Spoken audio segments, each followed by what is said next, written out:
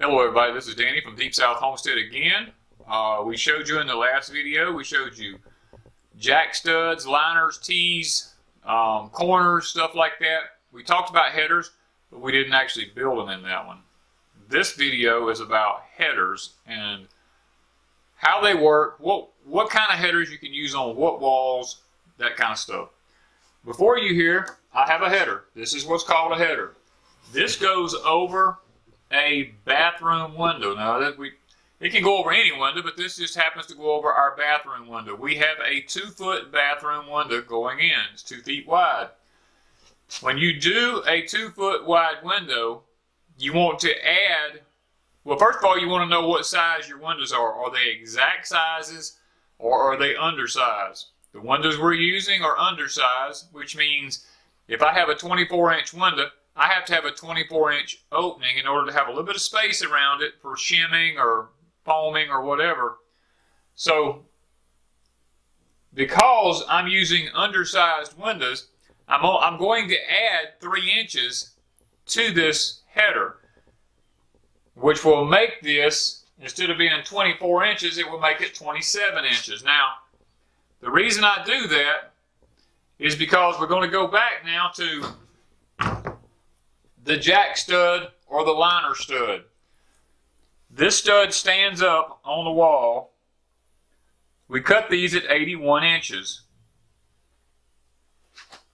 This header has to slide beyond this opening. This opening here will be where the window goes, so it has to slide 1.5 inches beyond the opening of this window. It has to do that on both sides. So 1.5 inches and 1.5 inches equals 3 inches. Now this header will actually sit like this on top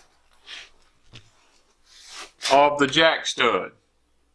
That's how, and then there'll be another liner or another jack stud was set on this side over here, and this will create what's called a header over the rough end opening of the window. Now, I'm going to show you a little tip here about building headers. Now, this is a 9-foot wall, so because it's a 9-foot wall, my header is built out of a 2x10 and a 2x4 turned flatways and another 2x4 turned flatways, which gives us a measurement of 12¼ inches based on the dimensions of the lumber. You can see here on the tape, it should be 12¼ inches, which is exactly what it is. Depending on where you live and what the codes are, some codes require that you must use 2x12s.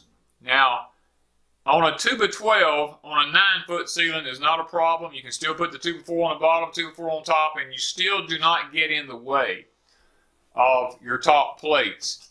But now on an 8-foot wall, you have to be kind of careful, because what I've done here is I've marked an 8-foot wall on this stud here, this 9-foot stud.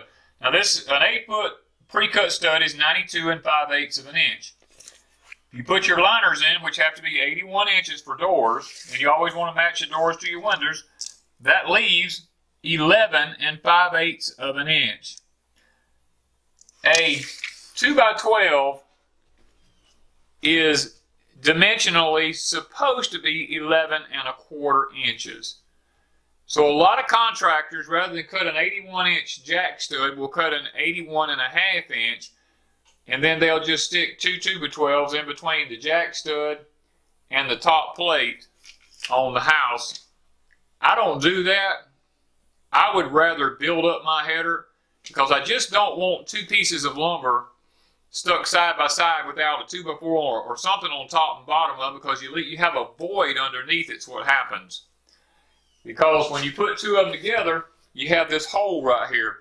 Now, a lot of codes require that you put a piece of 1/2 inch plywood in between these. Now, we don't have that code here, but a lot of them will require that 1/2 inch plywood be put in between the headers.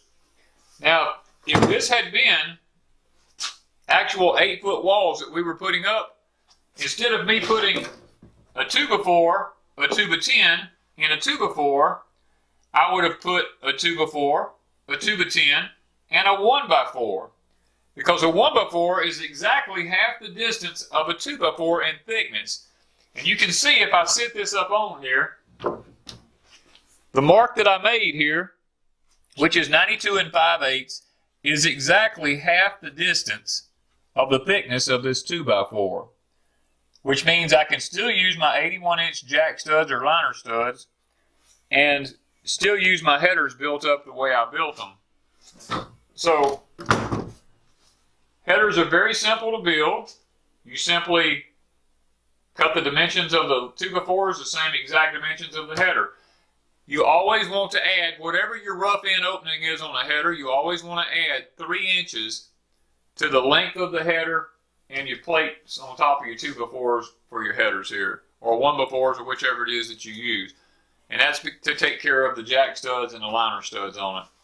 So guys, I hope that today has been a little bit of information that you could use to be able to help construct your walls or something. The only other, trying to think of some other things, the other rules would be a 36-inch door requires a 38-inch rough opening. And that's just simply because a door jamb is thicker than 3/4 of an inch on each side. And you want to leave a little bit of room for shimming and for foaming. So a rough end 3-foot door is going to be a 38-inch rough end opening, which will give you a 41-inch header on it. So keep those things in mind. Keep those dimensions in mind. And maybe your next construction project will go just a little bit easier once you understand headers, tees, liners, jack studs, corners, all those things about building and doing construction. So thank you guys from Deep South Homestead.